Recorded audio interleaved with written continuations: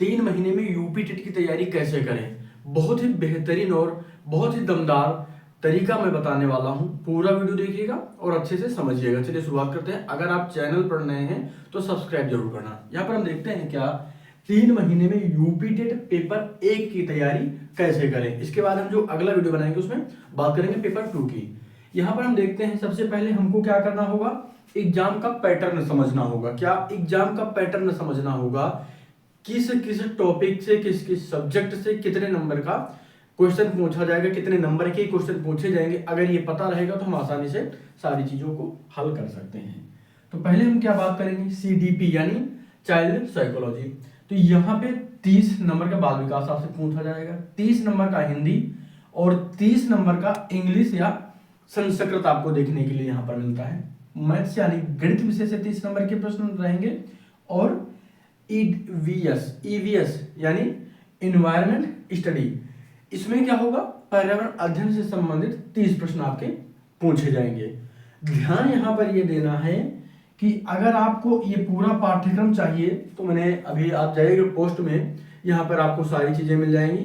Post में आपको पूरा पाठ्यक्रम पेपर 1 का और पेपर 2 का मैंने अपलोड कर दिया है, तो वहां से देख लीजिएगा, है ना। टोटल जो प्रश्न रहेंगे वो कितने रहेंगे, 150 यानी 150 और 150 नंबर की परीक्षा होगी आपकी, है ना। यानी 1 नंबर का 1 प्रश्न। अब हम 3 महीने की बात करते हैं।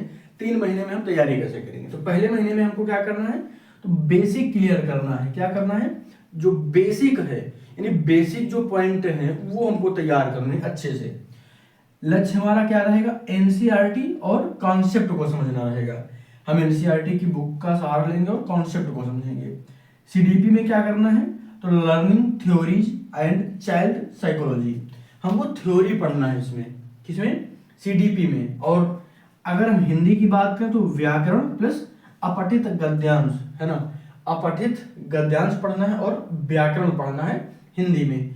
और अगर इंग्लिश में बात करें तो हमको बेसिक ग्रामर यानी इंग्लिश और संस्कृत की बात की जाए तो बेसिक ग्रामर और कंप्रेहेंशन, ये चीजें आपको पढ़ना रहेगा।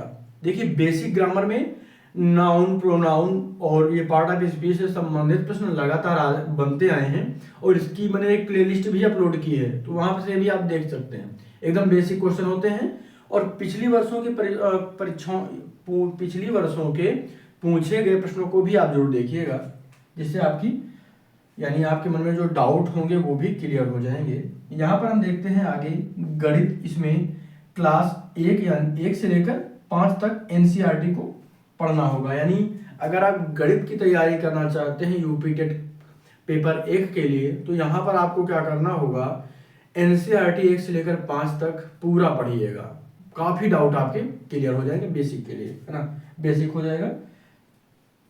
ईवीएस में क्या करेंगे, तो एनसीईआरटी और इन्वायरमेंट टॉपिक्स को हम यहां से कवर करेंगे। कौन कौन से टॉपिक पढ़ना है, इसके लिए आप पोस्ट को जरूर चेक करिएगा। जब पोस्ट में से देखेंगे तो आपको पूरा पाठ्यक्रम मिल जाएगा। आप चाहें तो यहाँ पर कमेंट करिएगा, हम पूरा पाठ्यक्रम भी आपको यहाँ पे बता देंगे। अब यहाँ पर सबसे जो बड़ा पॉइंट है ये ध्यान रखना, क्या हर रोज आपको 5 से 6 घंटे पढ़ना है और हर विषय के बेसिक और 20 एमसीक्यू यानी 20 बहुविकल्पी प्रश्न पढ़ने हैं और क्या करना है, हर विषय का बेसिक क्लियर करना है। यानी आपको 100 क्वेश्चन डेली पढ़ने हैं। ठीक, आगे दूसरे महीने में क्या करना है, तो लक्ष्य आपका इसमें रहेगा स्पीड पर आप ध्यान देंगे। क्या स्पीड पर और एक्यूरेसी पर आप ध्यान देंगे। आपसे गलत नहीं होना चाहिए और स्पीड भी आपको बनानी है।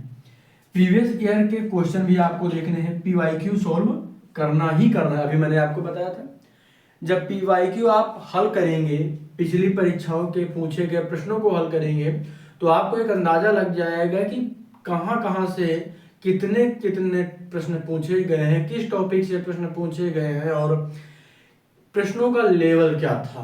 पिछले प्रश्नों को देखने से काफी हेल्प आपको मिलेगी। वीकली यानी वीकली आपको 2 से 3 मॉक टेस्ट देने हैं और वीकली सब्जेक्ट पर, सॉरी माफ कीजिएगा, वीक सब्जेक्ट पर एक्स्ट्रा टाइम देना है। यानी जो सब्जेक्ट आपको लग रहा हो कि कठिन है उस पर थोड़ा सा ज्यादा समय देना है। खास ध्यान देना है क्या, सीडीपी प्लस ईवीएस, ये जो है बाल विकास और जो पर्यावरण है ये स्कोरिंग सब्जेक्ट हैं। क्या स्कोरिंग सब्जेक्ट्स हैं, इन पर ध्यान देना। और हिंदी में कंप्रेहेंशन और कंप्रेहेंशन की प्रैक्टिस करना इसमें, है ना। अपठित गद्यांश को भी ध्यान में देना।